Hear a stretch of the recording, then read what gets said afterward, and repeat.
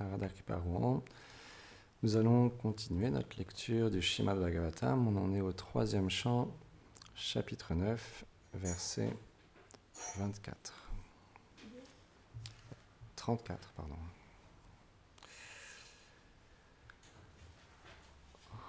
Om Namo Bhagavate Vasudevaya.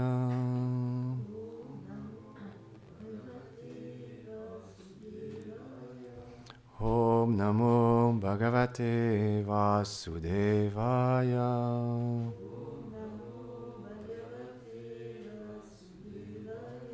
Om Namo Bhagavate Vasudevaya.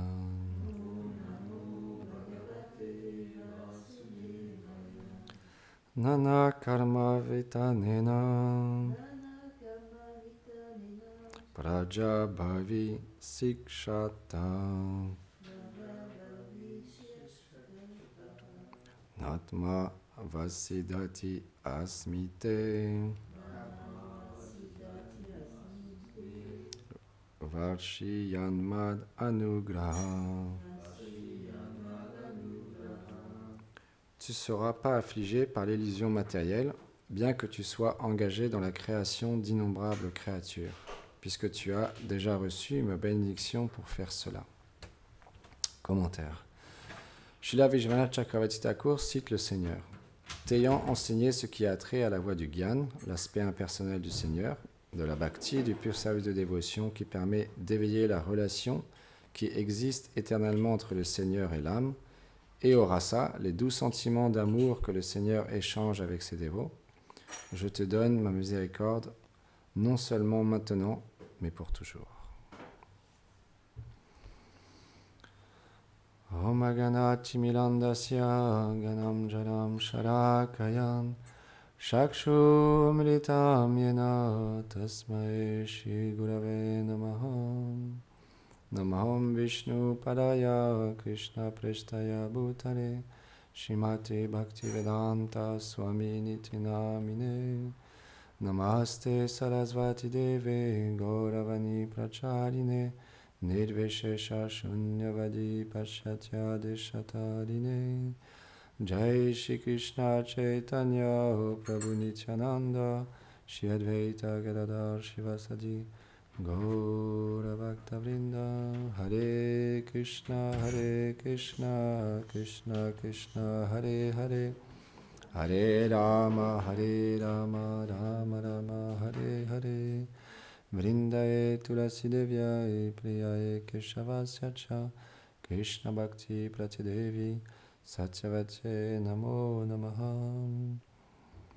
Avant de commencer à parler, j'implore les bénédictions de mon maître spirituel ainsi qu'à Srila Prabhupada, toutes les dévotes et les dévots ici assemblés, pour glorifier le Seigneur suprême Shri Krishna. Ah.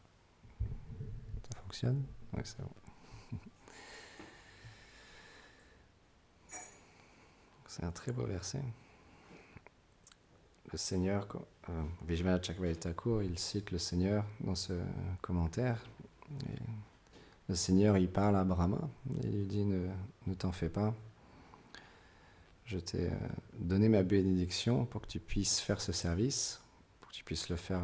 Je te donne ma miséricorde maintenant et pour toujours.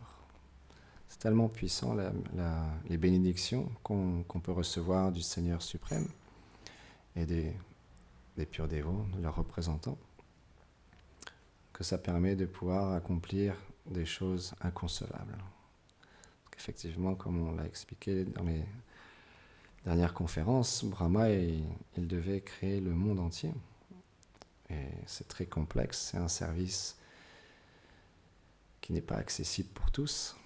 Mais Brahma, il a été choisi pour accomplir ce service. Mais naturellement, après avoir eu le darshan du Seigneur, la vision du Seigneur suprême, il lui a demandé sa bénédiction pour qu'il puisse accomplir ce service parce qu'il se sentait... Il n'était pas sûr d'être capable de pouvoir le faire. Et le Seigneur l'a rassuré. Il lui a dit, ne t'inquiète pas, je te donne ma bénédiction maintenant et pour toujours. Et dans notre vie spirituelle, on cherche à recevoir l'attention et les faveurs d'un Vaishnav. Ça commence par là. Parce que c'est expliqué de servir directement le Seigneur suprême. C'est quelque chose qui est très élevé. Parce que le Seigneur, il est nirguna, il est au-delà du monde matériel. Il maintient toute chose, il crée toute chose et il détruit toute chose. Et en même temps, il se trouve dans le cœur de tous les êtres. Et donc, il est conscient du moindre désir que l'on a dans le cœur. Il nous connaît mieux que nous-mêmes. Et c'est pourquoi on s'adresse au Seigneur pour lui demander de nous aider dans notre vie spirituelle. On s'adresse à lui pour lui demander de nous aider à dépasser les obstacles. Et le Seigneur, qu'est-ce qu'il fait? Il envoie son représentant, le maître spirituel, pour nous accompagner et nous guider dans notre vie de tous les jours. Comment interagir avec les dévots, comment accomplir notre service, comment progresser dans notre méditation du chant du Mahamantra. Et plus on met de l'intention dans les paroles des Vaishnavas, et plus on devient avide d'entendre aussi parler sur le Seigneur suprême Shri Krishna. Parce que le Srimad Bhagavatam, c'est pas juste un roman ou quelque chose qui raconte des histoires et on trouve ça sympa et ensuite c'est fini.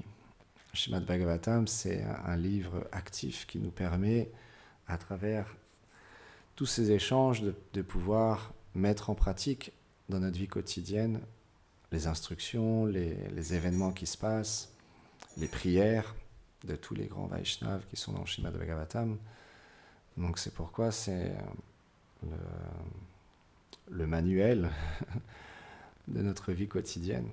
Quand on lit le Srimad Bhagavatam, on comprend à quel point ce monde matériel est temporaire, à quel point ce corps il est aussi temporaire, il est imparfait, comme Ananda Vrindavan l'expliquait l'autre jour. On n'est pas fait pour rester éternellement dans ce corps. Un jour ou l'autre, on va devoir le quitter. Et donc, qu'est-ce qui se passe après?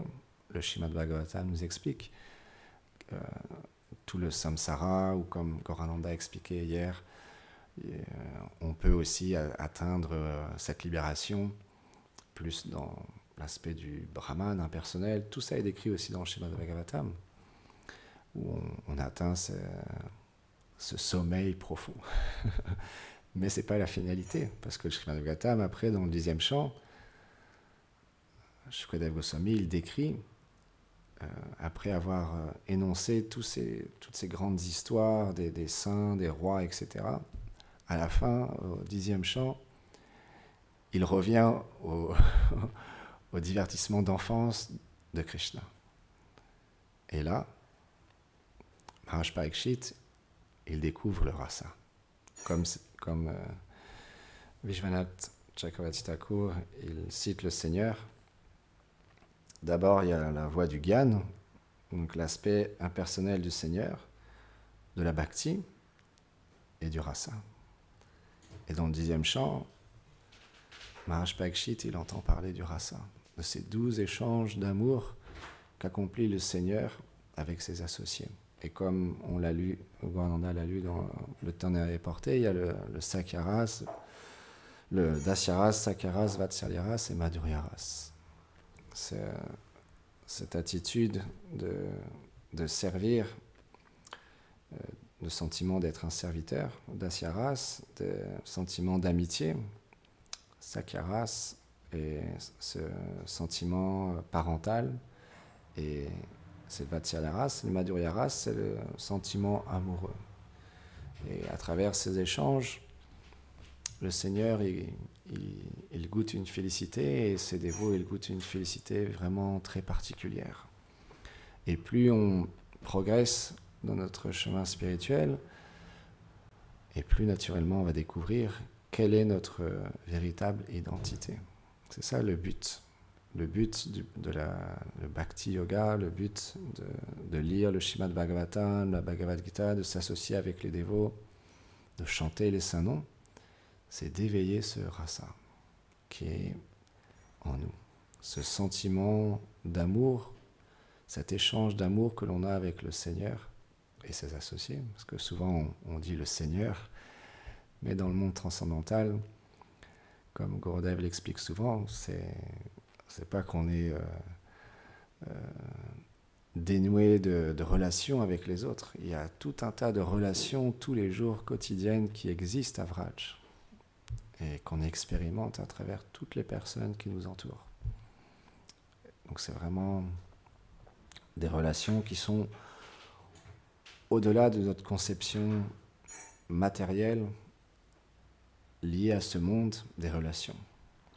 C'est pourquoi, comme Gorananda expliquait hier, il y a Shraddha, la foi, et après il y a Sadhu Sangha.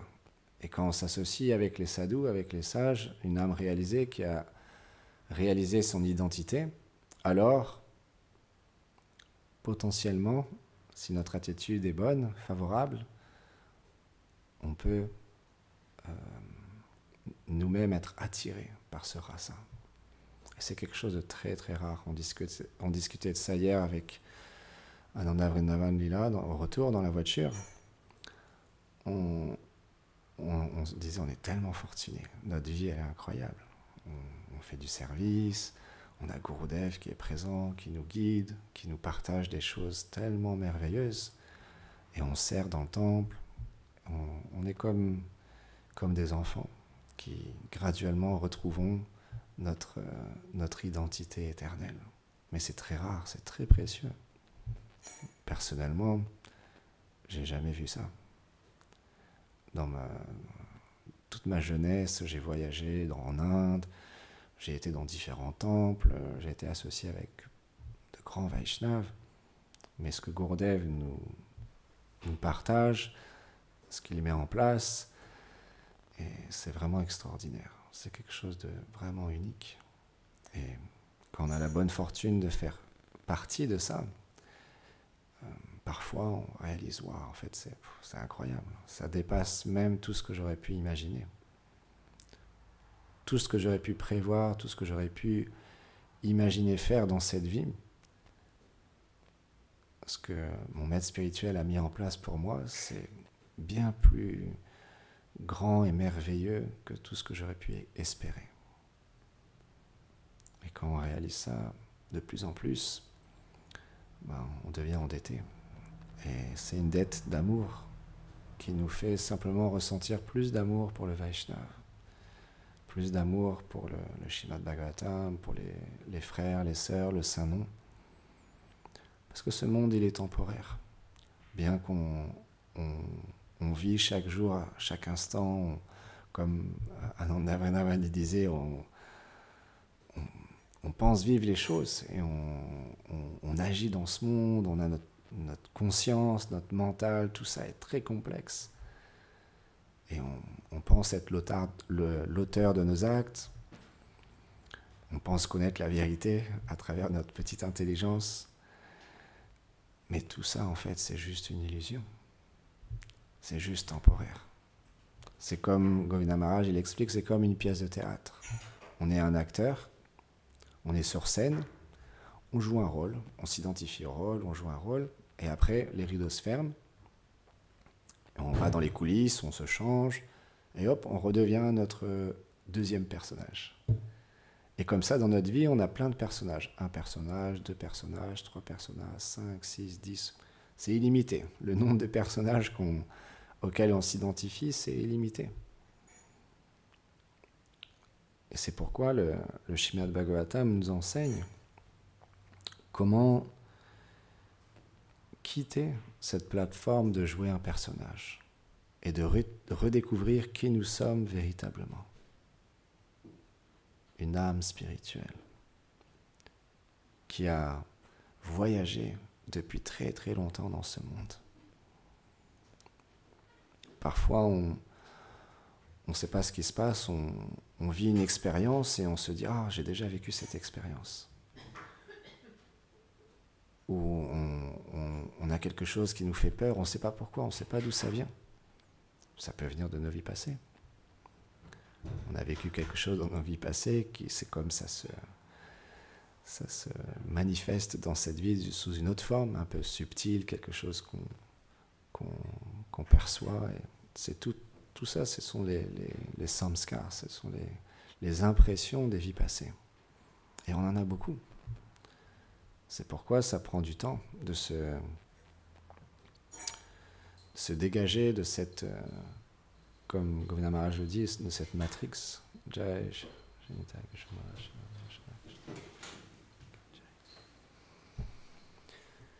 Et c'est pourquoi on écoute tous les jours le Srimad Bhagavatam, on parle sur le Srimad Bhagavatam, parce que ça nous permet de nous rappeler l'essentiel,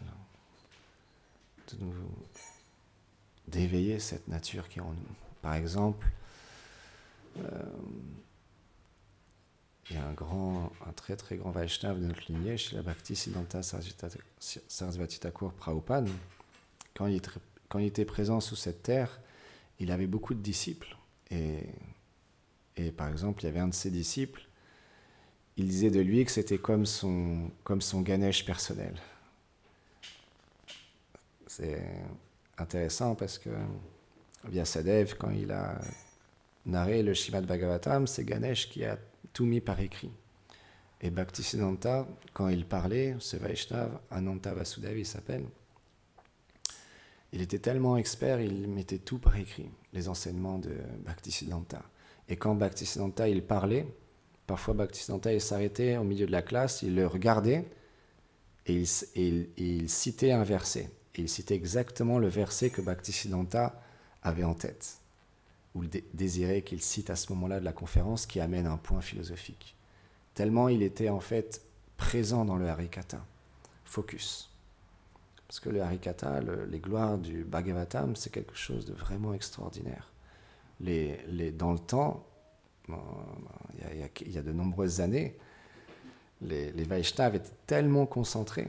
S'il y avait le moindre mouvement ou quelqu'un qui tournait la tête pour regarder autre chose, qui était un peu distrait ou ci ou ça, il pouvait même lui demander de partir, parce que ça se gênait l'audience. Tellement il fallait être concentré dans ce moment où le Srimad Bhagavatam est narré. Et ce qui est intéressant, j'écoutais un Vaishnava l'autre jour, il explique son expérience personnelle. Il était dans un ashram et puis voilà, il faisait plein de services, tout ça. Et puis le matin, ça arrive le moment de la classe et puis il se disait « Oh, j'ai plein de mails à envoyer, j'ai plein de choses à faire aujourd'hui, peut-être que je devrais rester dans ma chambre pour faire mes services. » Et puis il voit un dévot passer, il lui dit hey, « Excuse-moi, est-ce que tu sais qui c'est qui donne la classe aujourd'hui ?» Et là, le dévot, il ask « You know who is giving Harikatha today ?» Et le dévot, il lui a dit « Mais est-ce que tu demandes qui a habillé les déités aujourd'hui? Est-ce que tu demandes qui va lider le kirtan aujourd'hui? Non. Tu ne dois pas demander qui va parler aujourd'hui. Tu dois être avide d'entendre les gloires du Srimad Bhagavatam. » Et il a été... ça l'a un peu secoué, mais ça fait du sens. Ben oui. On doit être avide d'entendre parler du Srimad Bhagavatam. Peu importe qui parle, peu importe qui dresse les déités, on est juste... attiré par la beauté des déités. Même qui lead le kirtan, graduellement, on a tellement d'avidité. C'est expliqué, les Vaishnavas, ils expliquent que quand notre attirance pour le Saint-Nom devient tellement élevée, qu'on peut même être présent dans un kirtan, quelqu'un qui chante faux. Pour nous, c'est très difficile. Si quelqu'un chante faux, ou n'est pas dans les temps, ou ne fait pas une mélodie qu'on connaît, c'est difficile. Mais graduellement, on devient tellement juste focalisé sur le nom. Et peu importe ce qui se passe extérieurement, on est juste attiré par le fait d'entendre le Mahamantra ou de chanter le Mahamantra.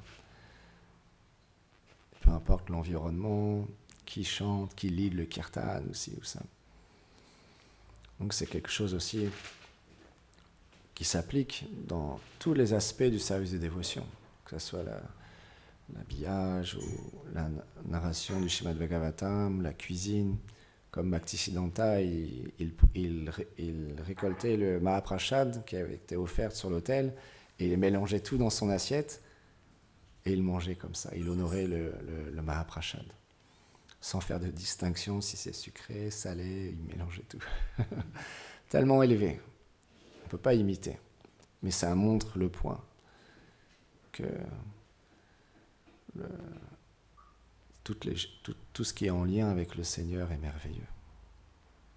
Simplement, c'est à nous de nous disposer d'une telle manière qu'on va être avide d'entendre les gloires du Srimad Bhagavatam ou de chanter les noms, de partager les gloires du Seigneur. Mais ça vient avec l'association, Sadhu Sangha. Parce que le maître spirituel nous montre l'exemple. Quand le maître spirituel est assis sur sa chaise, il chante et il entend un de ses disciples parler. À la fin de la conférence, il va dire « Oh, je me sens tellement inqualifié, je n'ai même plus envie de parler, je veux juste que ce soit eux qui parlent. » Tellement, en fait, il a une telle absorption dans le Harikatha. On ne se rend pas compte, mais le Vaishnava, il a une telle absorption dans le Harikatha. Pourtant, il sait à quel point on est inqualifié, déchu, on a plein de désirs dans notre cœur et on est très très très loin de notre réalité. Mais le Vaishnava, il voit le Harikatha et il perçoit ça. Et parfois, il est dans un sentiment où on peut voir pendant des semaines, le maître spirituel, il ne parle plus. Juste, il engage ses disciples. Et parfois, il va être dans un autre sentiment et il va parler tous les jours. Mais le point, c'est que le Vaishnava est toujours avide d'entendre parler sur Krishna. On peut voir chez la Bhakti Pramod Puri Goswami Maharaj, quand il était étudiant, il partait tous les jours à son université. Et le soir, quand il revenait, il y avait son maître spirituel, Bhaktisiddhanta, qui donnait une conférence. Donc il rentrait à sa maison, il prenait une douche, il se changeait et vite il partait pour aller écouter, pour ne pas perdre une seule seconde de la conférence. Et un soir, il est revenu, il a pris sa douche, tout ça, il s'est précipité, il a mis ses chaussures, et quand il a mis ses chaussures, il y avait un scorpion dans la chaussure. Le scorpion l'a piqué. Et intérieurement, il s'est dit, je ne peux pas louper la conférence. Et du coup, il est allé à la conférence et il n'a rien dit à son maître spirituel de peur que son maître spirituel en parle à sa mère et que sa mère lui empêche ensuite d'aller écouter son maître spirituel. Parce qu'il ne voulait surtout pas manquer une seule seconde du Harikatha de Bhaktisiddhanta. Une telle avidité. Et Srila Prabhupada aussi, Bhaktisiddhanta a noté, il a dit, un jour, il lui a dit, j'ai vu à quel point tu avais de l'avidité à écouter les gloires du Seigneur suprême. Les Vaishnavas, ils aiment ça. Quand on a une attention, quand on est concentré et on a une avidité d'entendre sur Krishna, de poser des questions et d'être réceptif, disposé. Parce que c'est des moments extrêmement précieux. Une parole, une conférence peut changer notre vie. Juste une rencontre avec un Vaishnava peut changer notre vie. Et on peut même, Gourda avait dit, on peut même expérimenter Krishna juste en écoutant ou juste en parlant. On peut complètement être transporté dans la demeure du Seigneur en écoutant les gloires de Krishna, les divertissements, les sujets spirituels. Parce que c'est lié à la transcendance. Le Bhagavatam, c'est directement Krishna. Donc c'est très très très puissant. Et dans ce principe du rasa, naturellement, on commence à avoir une avidité à travers l'association avec le maître spirituel, d'entendre parler sur ces doux échanges éternels entre Radha et Krishna et leurs associés. Et quand on a ces moments privilégiés où on entend le maître spirituel, c'est la nourriture pour l'âme la plus efficace. Parce que ça nous reconnecte à qui on est véritablement. Ça nous permet d'oublier tous les problèmes, toutes les difficultés qu'on peut rencontrer dans ce monde, toutes les choses qu'on a à faire dans la journée, dans la semaine. Parce que ce moment où le maître spirituel, le Vaishnava qualifié, il parle, il nous amène avec lui, il nous transporte. C'est comme un voyage vers notre réalité. Mais pour ça, il faut se disposer à aller dans ce voyage, à aller avec le maître spirituel. Et je voulais partager aujourd'hui avec vous aussi un divertissement justement qui m'a beaucoup touché, où on sait très bien qu'un jour Krishna et Balaram ont quitté Vraj quand ils étaient présents sur cette terre il y a 5000 ans. Ils ont quitté Vraj pour tuer Kamsa et rétablir l'ordre et mettre le roi Ugrasen sur le trône à Mathura. Naturellement, tous les habitants de Vraj étaient extrêmement peinés que Krishna et Balaram partent parce qu'ils ne peuvent pas être séparés de Krishna et Balaram juste une seconde. Gurudev, il cite souvent cet exemple. Sridham Saka, il marche dans la forêt et juste une fraction de seconde, il perd la vision de Krishna qu'il passe derrière un arbre et il s'évanouit. Et il tombe inconscient. Ça, c'est l'amour qu'a Sridham pour Krishna. Et donc, après un temps vraiment important, je ne me rappelle plus exactement combien de temps, Krishna, il n'est toujours pas revenu à Vraj pour donner du plaisir à sa mère, Mère Yashoda, Nanda Maharaj, les gopis, tous ses associés. Il devait rester à Mathura. Et il y a plein de raisons. Alors, c'est un sujet très, très, très ésotérique, très confidentiel, mais vraiment merveilleux. Mais un jour, Uddhava, il a été envoyé par Krishna. Et quand Uddhava, il est arrivé à Vraj, en premier, il est allé voir Nanda Maharaj, parce que Nanda Maharaj, c'est le père de Krishna. Et il a tellement d'amour pour Krishna. Et il est arrivé vers Nanda Maharaj et il lui a donné des nouvelles de Vasudev, Devaki, et il lui a donné des nouvelles de son fils Krishna. Mais Uddhava, il avait été envoyé par Krishna pour apaiser la séparation des habitants de Vraj.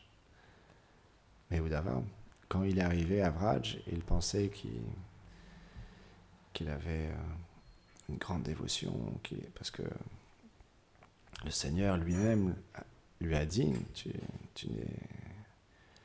n'es pas différent de ma personne. Tu m'es aussi cher, tu m'es même plus cher que ma propre personne, ô Uddhava.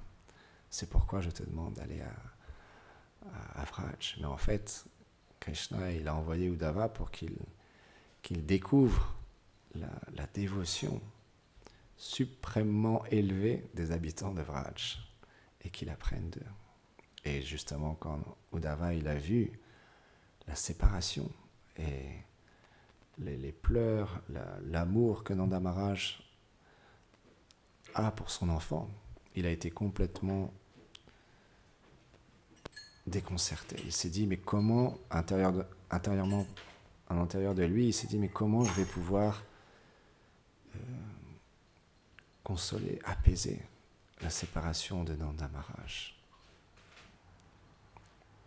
Parce que le sentiment parental de Nanda Maharaj est tellement intense. Uddhava, il a essayé, il lui a dit, oh Nanda Maharaj, ton fils, il est Svayam Bhagavan, il est le Seigneur suprême. Quand Garga Muni a fait la cérémonie du nom, il a dit devant tout le monde qu'il n'est pas un être ordinaire, qu'il est le Seigneur suprême et il se trouve dans ton cœur. Ne sois plus en séparation de lui, il est présent en toi, il est dans ton cœur. Mais Nanda Maharaj, il ne pouvait pas entendre ça.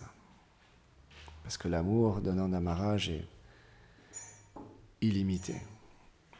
Gaur Govinda Maharaj, il a donné une conférence qui s'appelle Uddhav Sandesh sur ce principe, cette rencontre entre Uddhava et Nanda Maharaj. C'est une conférence qui dure 2 heures, pour ceux que ça intéresse, et il partage tous les détails de cet échange. C'est incroyable. Si on veut comprendre l'amour parental de Nanda Maharaj envers Krishna, le degré d'amour, juste, on écoute. Parce que là, Gaur Govinda Maharaj, il montre à quel point l'amour de Nanda Maharaj est élevé. Et dans cet échange, Uddhava, il ne peut rien faire. Il est impuissant. Parce que l'amour de Nanda Maharaj, il est illimité. C'est pourquoi continuer à écouter le Śrīmad Bhagavatam, à étudier, à écouter les conférences, à servir notre maître spirituel nous permettra un jour de pouvoir avoir une expérience de cette demeure transcendantale. Même juste une toute petite expérience suffit à nous détacher de ce monde et à avoir plus qu'un seul objectif dans la vie, c'est de retrouver notre réalité. Et on accomplit chaque chose dans ce monde ensuite pour atteindre ce but. Parce que Srila Prabhupada, il a dit, c'est possible dans cette vie. Si les Vaishnavas ils disent ça, c'est pas des paroles comme Gurudev il dit souvent, c'est pas juste des paroles en l'air, c'est des Nitya Siddha qui parlent, c'est des associés éternels de Radha et Krishna. Prabhupada, c'est un associé extrêmement intime de Krishna et de Radharani. Donc s'il dit ça, c'est qu'il a tout pouvoir, il peut tout faire. C'est pourquoi Prabhupada disait, travaillez dur dans cette vie, et dans votre prochaine vie, vous goûterez une félicité inconcevable. Pourquoi les Vaishnavas disent ça? Parce qu'ils goûtent déjà dans ce monde une félicité inconcevable.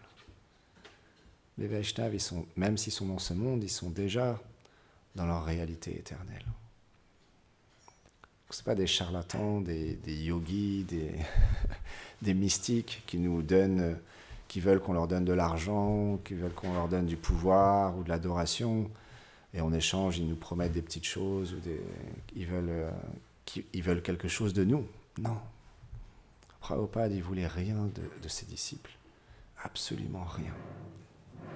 Il voulait juste qu'on puisse goûter Prema, Krishna Prem, l'amour pour Krishna. C'était son seul objectif. Donc les Vaishnavas, ils nous ont donné quelque chose d'inconcevable.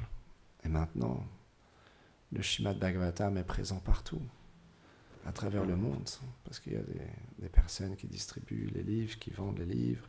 Le Saint-Nom est présent partout. Il y a des distributions de prashad, des temples, des centres.